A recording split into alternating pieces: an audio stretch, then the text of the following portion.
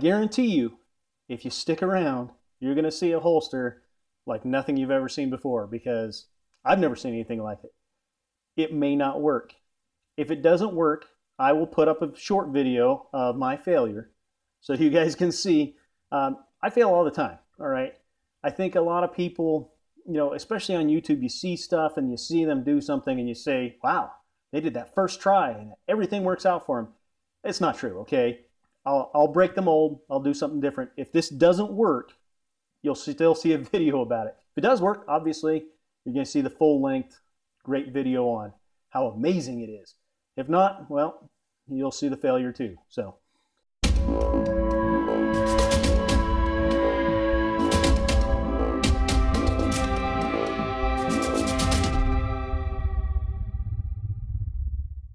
what we've got, I've measured it out, and this is going to be our back piece. We're going to use white for our back piece here. And what I've done is I've drawn down right here, I've drawn a line.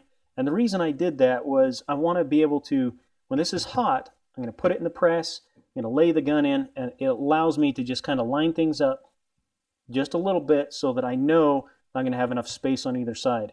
I'm going to cut the top piece the exact same size as this. It's going to be an orange piece. I'm going to cut it the exact same size, and we're going to put it on here, and it'll allow me to line it up as well. So here's what we're going to do. We're just going to cut a light line. And the reason why I'm cutting a light line, I don't want to cut too deep, is because it's easy to get off track when you do that. I can always follow along my line later. It's pretty easy, actually. Once you make a little light line, you can get it back in that groove pretty easy and make that line a little bit deeper. I found that the harder you push on this stuff, the easier it is to get off track. So you don't want to go too deep. You can always do another pass. And honestly, I've made 2 passes and it's not even halfway through that stuff. But guess what? It breaks pretty easy. So now let's see. What we're going to do is we're going to cut this piece off too. And the reason I'm cutting this off, I could leave it on there. That extra material is fine. Might be able to use this for a belt loop though. I'm not even going to draw it out on this time. I'm just going to follow along and try to hold everything steady.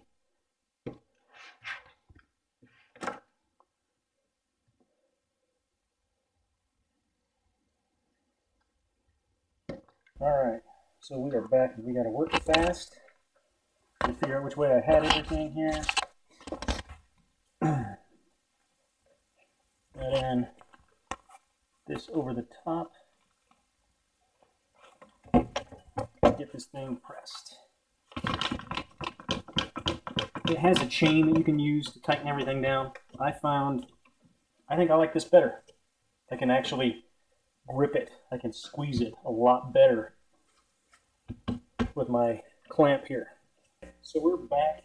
We're going to pop this thing out of the press and we're going to see how we did. This is usually the point where, you know, if something went wrong, you're going to find out and you're going to have to start over. I think we did pretty decently. We got some pretty good definition out of it. We are going to draw our pattern on here now. I like to use metal shears to cut out my stuff. Some people like to use a Dremel tool. Dremel tool, you got to be careful. You have to go slow with a Dremel tool, otherwise you start to melt the Kydex. I don't like to do that. I don't like the mess that it makes, so I only use the Dremel tool when I absolutely have to. I don't think I have to when I'm cutting out my basic shape. So I like to use these metal shears instead. Okay, so we're going to cut out the top piece now, and what I'm going to do to make sure that I get kind of how I want it, I'm going to put this in, get this all lined up, and I'm just going to clamp it down.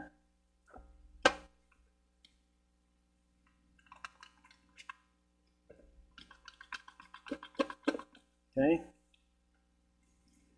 Since I can't put any eyelets in there right now, I'm just going to clamp it together and I will draw out the same basic shape just so that I know exactly how big I can go.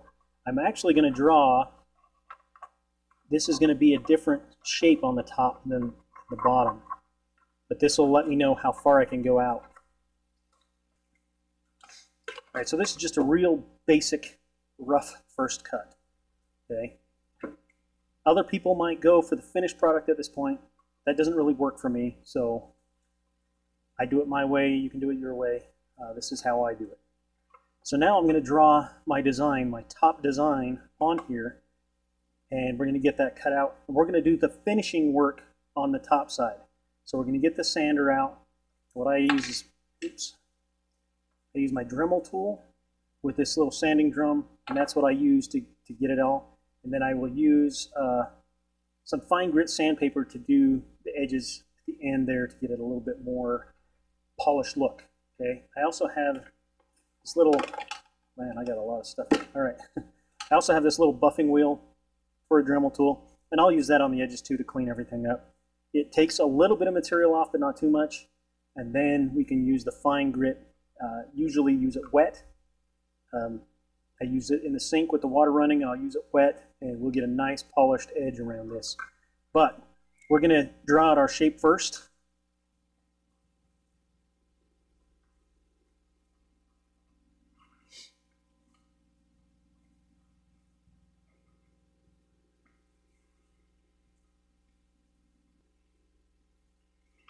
Okay. Hopefully I can figure out how to blur stuff out so you guys don't see this, because I want it to be, like I said, I want it to be a surprise. So now I need to cut this piece, and I need to do the finishing work on it.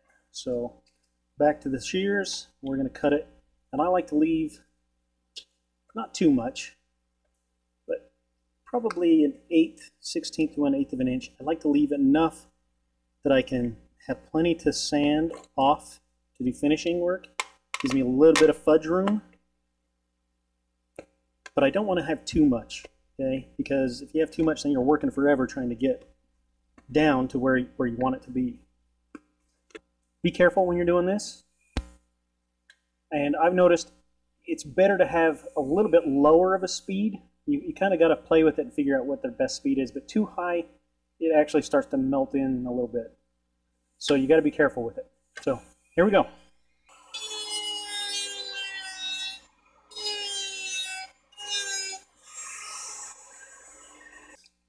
Now we're going to hit it with this buffing wheel. Kind of slow.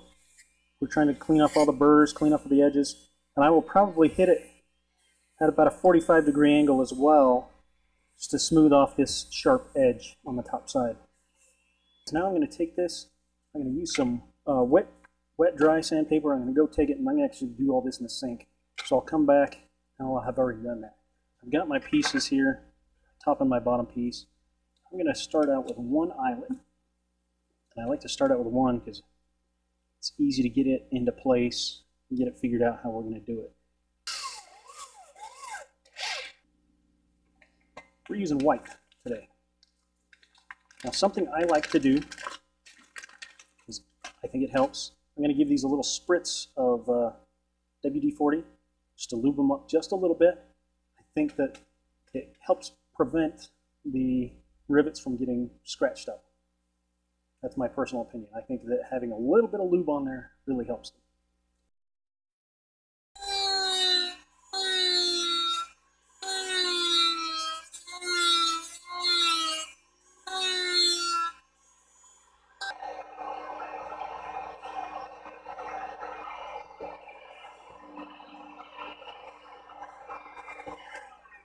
All right, it doesn't take very long. We're going to use the bench to bend this one a little bit. Try to get kind of a straight line. There it is. It locks into place decently. Actually, it locks quite well. Especially once you get it on your belt and you tighten it up, it's going to be a lot more cinched on there. So here's what we got. Here's how it's going to look. So I wanted to show you what it looked like once we strapped it on. And you know what? It looks pretty good, I think. I think it feels pretty good. I was a little worried about my love handles there. on the side, but it's not too bad. It rides pretty high. So anyway, let me know what you guys think of this project. This thing needs a name. Now keep in mind, again, this is going to be donated to the EOD Warriors, and I think it needs a name that's worthy of that great cause. So leave me your ideas and your suggestions down below in the comments section. And I always appreciate it when you guys like and share my videos. And until next time, take care and be safe.